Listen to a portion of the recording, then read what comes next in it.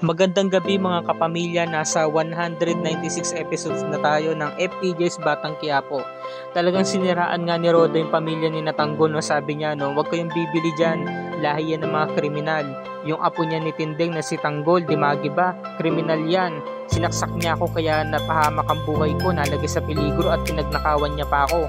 Kaya sa akin kayo bibili, sabi naman ni Tinding, no?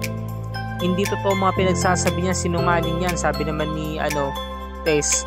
Grabe ka naman, Roda, grabe naman ang ginagawa mo sa amin, paninira na yan, sobra-sobra naman tong ginagawa mo sa amin. Ay talaga, bakit? Totoo naman, di ba?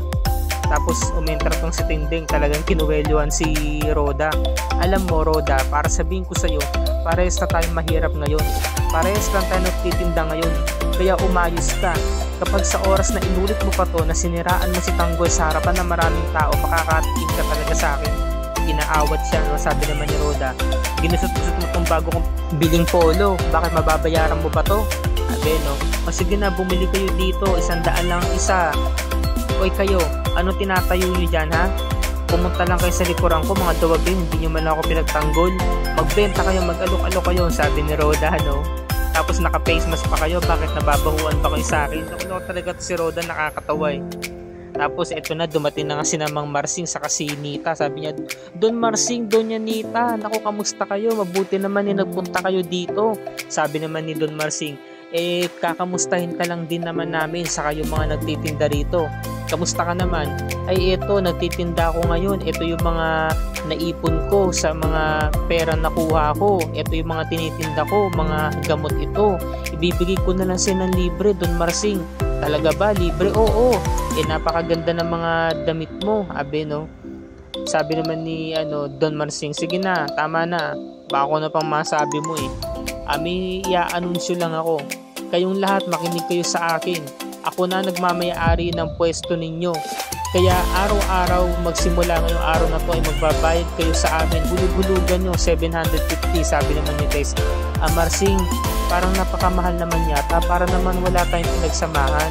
Baka naman po pwedeng babaan kahit gawin 600 per day, sabi naman ni Nita. Ganito kasi yan, Tess, lahat ng bagay nagmamahal.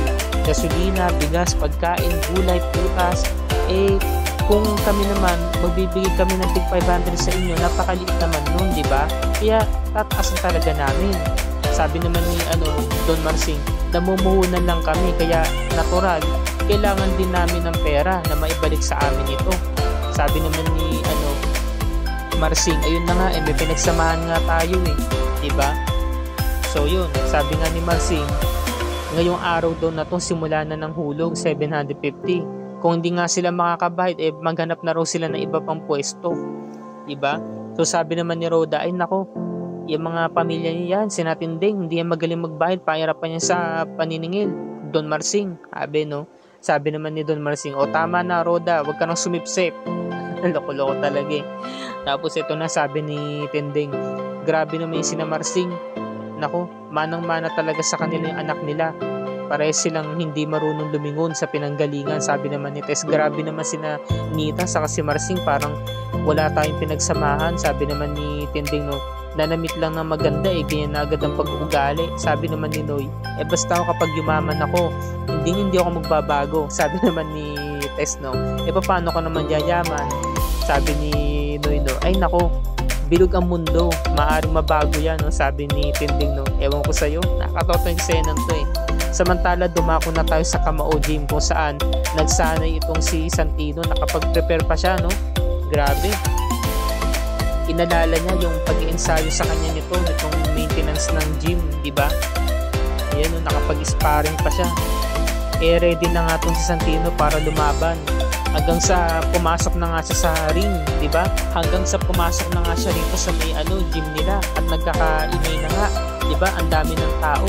Lahat ng mga gym ginawang pinaka home court itong nila, Kamao Gym nila, dahil nga lahat ng mga gym dito dumayo pa dito para nga maisagawa yung Nazarene Cup taon-taon. Ayan, so sobrang ingay at excited na lahat, pati yung babaeng gusto ni Santino boto sa kanya, nakangiti. Sabi nung babae, kaya mo yan, salamat. Nire-ready talaga ni Santino ang sarili niya at talagang excited na talaga siyang lumaban. Ngayon, eto na, lumaban na yung isa. Yan na, talo. Nako, isa na agad ang talo sa kanila, 4 ang pambato ng Kamao Gym. Ayan o. So, sumunod naman itong si Chito, wala rin binatbat. Sabi naman ni Coach Gary, bumaba ka na dyan, napapahiya tayo. Sabi niya, hindi ba kayo nahihiya? 3 na sa atin ng talo. 3-0. Home court pa naman natin to. Sabi nung isang coach, Coach Gary, ipasok na ho natin si Santino, laban ho natin. Lahat ng mga tao, gusto talaga, sige na, laban pa, isa pa. Sinisigaw ng mga tao, nag-cheer up kay Santino. Sabi nung coach, sige na Santino, pumasok ka na, excited si Santino. Ngayon si Lawrence umentra, sabi niya, Coach, kapag pinasok mo yan, mapapaya tayo, matatalo tayo. Sabi naman ni Coach, hindi na ako naghahangad na mananalo tayo, Lawrence. Kesa naman na wala akong ilaban, wala tayong ipambato, yun ang mas nakakaya. Kaya nagpustahan yung si Chito sa si Lawrence. Sabi ni Chito, pustahan tayo, tatagal yan ng 1 minuto. Sabi naman ni Lawrence, pusta ako 1,000. Hindi yan tatagal ng 1 minuto. Sabi ni Chito, yun din ang pusta ko sige, pustahan tayo. Nanonood yung maintenance na nag-train kay Santino. Simula na ang laban. Sa unang laban, first round, kawawa Santino talaga. Sabi ni Coach Gary, sige laban Santino, laban. Grabe, tumalsik Santino, labas siya dito. Grabe, lumabas yung ulo niya dito sa may ring. Grabe, na corner na siya. Talagang tinanggap niya lahat ng mga suntok. Ang lakas ng kalaban niya Ayan open area Grabe, sapul na sapul siya sa may tiyan, sa muka, kabilaan kaliwat kanan Talagang nasasapul niya yung suntok Hanggang sa dumugo na nga yung ilong ni Santino, pati dito sa may bandang itaas na pisngi. Napatumba siya Ayun napaupo siya dito. Natigil na nga lang dahil natapos na yung timer ng first round. Ayun nagkamao yung dalawa, 'di ba? Nag fist bump. Kasi hindi talaga sila boto kay Santino Sumunod na round 2. Yan. Round 2 na yan. Natumba siya. Sabi binibilang nga na siya nung referee. Sabi nung maintenance sila yung nag-train sa kanya, Santino, may mga pangarap ka, di ba? Kung pa rin mo maabot yun. Sumigaw, Kaya yun yung nagpalakas ng loob ni Santino. Kaya nung pagtayo niya dito, talagang nakabangon siya. Pero corner pa rin siya dito dyan, sa may gilid. Grabe. Hanggang sa pinunasan yung ilong niya ng towel. Kasi nga lalaban ulit siya. Malakas ang pangatawan ni Santino, saka malakas ang resistensya niya. Kayang-kaya niya talagang lumaban. Saka gusto niya manalo May pangarap siya Malakas ang loob niya, matibay talaga loob niya. Saka nga pinaghandaan niya to dahil nga excited nga siya lumaban, di ba? Yun, talagang kawawa na to. Kinawawa niya. Hindi na talaga nakalaban yung kalaban niya. Hindi na nakabawi Sa gitna yan, kinalaban niya. Partida, hindi niya na corner yan, tumba. Hanggang sa na-knockout na nga. Round 2, siyang nanalo. Tapos agad ang laban sa round 2. Natigil si na Lawrence saka si Chito hindi makapaniwala hanga sila Ang lalakas ng hiyawan ng mga tao. Talagang nagulat talaga sila dahil nga nanalo si Santino. Yung isang pambato nila sa Kamao Gym nanalo, di ba? Kumbaga, 3-1, di ba? 3 losses tapos merong isang nanalo. Santino lang pala yung huling lalaban. Grabe. Ayun, tumbo. Panalo ni Santino, tuwang-tuwa siya dito Yun nga lang, hindi okay ang lagay niya dahil may sugat din siya sa mukha Pati yung babaeng gusto niya, tuwang-tuwa. Pati yung maintenance na nagturo sa kanya, tuwang-tuwa Parang bata lang, napatalon na Panalo si Santino. Tuwang-tuwa siya. So, napabilib din si Coach Gary, di ba? Kasi nga wala na siyang tiwala na kung akala niya matatalo na talaga sila. Samantala, ito naman si Edwin nakapasok na nga sa pagawaan. Nagulat siya, sabi niya, ang laki nito sobrang laki nito. Ngayon, napasilip siya dun sa may sakyan, sa may salamin ng sakyan. Nakita niya si Severino. Nagulat siya, ba't nandiyan si Severino, di ba? Tapos maya-maya pa, biglang lumabas si bayaw niya, si Ramon. Sabi si bayaw yun Ako, sinasabi ko na nga ba, ito yung negosyo nila Ayos to. Magiging magkasosyo na kami ni Bayaw. Teka lang, maitek si Mokang. Loko-loko talaga to sa Edwin, Tinex. Pinaalam. Ngunit wala naman siyang sinabi. Ang sinabi niya lang dito, Mokang, mukhang ano, 'di ba? Ayan oh, makakatrabaho ko na si Bayaw sa transaksyon ko, hehe. Yun lang sinabi niya. Pero hindi pa niya sinabi talaga na shabu yung yung negosyo, 'di ba? So yun na nga, sumunod na nga siya sa loob. Dahil nga pinasok na ni na Ramon yung mismong nire-repack yung mga shabu. Sabi niya, nasaan na yung kliyente natin? Sabi niya, bilang pumasok si Edwin, sabi niya, Bayaw, kalain mo nga naman magiging magkasosyo pa tayo, sabi ni Don Julio. Anong ginagawa mo dito? Nakakatawa yung eksena to. Tawan-tawa talaga ako sa eksena to, mga kapamilya. Sabi niya, naku, hindi pa ba halata? Ako yung yung reseller, ako yung magiging kasosyo nyo. Biglang lumapit agad si Ramon, humugot ng baril. Uunahan na kita bago mo pa ito masabi kay Monique, bago pa niya ito malaman. Sabi ni Edwin, Bayaw, huwag mo naman itong gawin. Maniwala ka, hindi ito alam ni nanay sa katatay. Ako lang nakakaalam ito at ayaw ng dalawa. Magkasundo tayo sa hindi rin ito alam ni Mokang. Saka isa pa, nasabi ko na to kay Mokang bago kita puntaan. Tinext ko siya, nasabi ko lang magiging magkatrabaho tayo, magiging magkasosyo tayo, pero wala akong sinabi tungkol sa shabu. Ang alam niya, magkasama tayo ngayon. Kaya kapag may nangyari sa akin, Bayaw, hahanapin ako sa'yo. Sabi naman ni Don Julio, kahit kailan talaga mga pakialamero yung pamilyang yan. Sabi Bayaw, makinig ka naman sa akin. Ako lang nakakaalam nito. Maging mga kaibigan ko, pati mga pamilya ko hindi to alam. Sabi naman ni Olga, Ramon, mong sabihin pakakawalan mo yan. Tumigil na nga si Ramon. Sabi niya, gagawin ko to para kay Monique. Pero may sasabihin lang ako sa'yo. Kailangan walang makakaalam ni isa.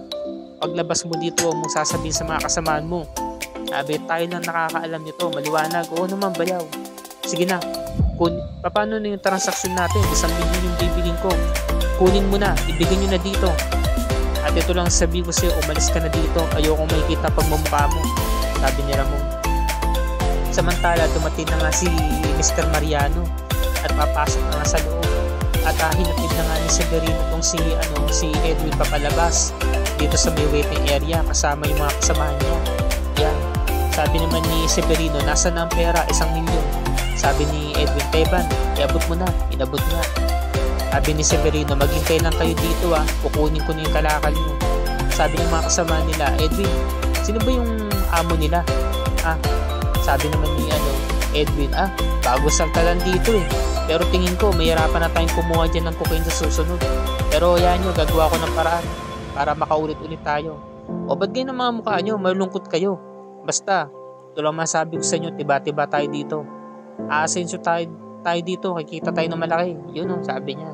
Samantala si Samonte, pinaghahanda ang mga pulis. Dumating na nga si Jacobe, si Jacobe nandito. Sabi ni Jacobe, kumpirmado. Pinasok na nga ni na Edwin yung malaking isda na huli natin. Sabi naman ni Samonte, tiba-tiba tayo dito. Tsak, eto na talaga yung malaking target natin. Teka lang, tatawagan ko lang din si Colonel. Sabi naman ni Jacobe, ihanda mo na mga pulis at susugod na tayo sa kuta nila. Yun na. Samantala, ito mga Red Phoenix, papunta na nga sa kumpanya ni na Ramon, di ba? May kipagkita, may kipagsabayan sila. Sa mismong araw ng paikipag-meet up ni na Ramon sa mga iba't ibang mga kasosyo nila sa negosyo. Sabagay, kasosyo din naman nila ang Red Phoenix. Yun, pumasok na nga sila sa loob at nahuli na nga ito sinatanggol. Hihintay na lang nila na lumabas muli ang Red Phoenix. Sarado na ang gate, di ba? Kaya nangyari, umabante muna itong sinatanggol pati yung mga kaibigan niya. Samantalang ito namang Chip Espinas lumiko, di ba? Lumiko ng daan. Ngayon pumarada muna sila. At pagbaba nila ng motor, sabi ni Bubbles, tanggol ko, ano man ang pinaplano ninyo ng mga kaibigan nyo, huwag nyo nang ituloy. Marami na nagtangkap tumakas pero nabigo sila. Sabi naman yung tanggol, Bubbles, maniwala ka sa akin. Wala kami pinaplanong tumakas sa mga kaibigan ko. Kung pinuntahan na nga niya si Teng, sabi ni Teng, tanggol, paano na yan? Paano tayo makakatakas niyan? Sabi naman ni Tanggol, nandito na tayo. Hindi na tayo makaka-atras. Dahil kapag tinuloy natin ang plano nating pagtakas, mapapahamak ang mga kaibigan natin. Diba? So sabi naman ng mga kaibigan niya, paano yan? Papatay na talaga tayo ng tao? Oo, nandito na tayo Basta, kapag nagawa lang natin ang maayos itong mission na to, gagawa ko ng paraan para maitakas yung mga kaibigan natin. Doon natin itutuloy ang plano natin na udlot, sabi ni Tanggol. At dito na po nagtatapos ang review and recap para sa gabing ito mga kapamilya. Bukas 197 November 16, di ba? 2023, araw ng Huwebes. Talagang kinarya na talaga ni David aka Tanggol na siya talaga si Tanggol, di ba? Nagdamit na ng Magara at pinakilala na nga siya ng tuluyan sa mga kasosyo ng pamilya Montenegro. Samantala sa kasamaang palad, na-raid na nga, nakapasok na nga mga pulis sa kuta nila. Ako po, riot na to, bakbakan na mga kapamilya. At sumunod doon, nakabayad na nga ng tuluyan ng Red Phoenix kina Ramon. At nitong paglabas sila ng kumpanya, dito na sila inambush ni na Tanggol, di ba? Dito na nga mamamatay ang grupo ng Red Phoenix. Yan ang pakatutukan natin bukas at sa mga susunod pang episodes ng Batang Quiapo. At kung bago ka pa lamang sa aking channel, please like and share this video on your social media platforms. I-click mo na rin ang subscribe at notification bell icon para lagi ka updated sa mga episodes ng FPJ's Batang Quiapo and other kapamilya shows tulad nito. Maraming salamat po sa inyong panonood mga kapamilya, and God bless us all.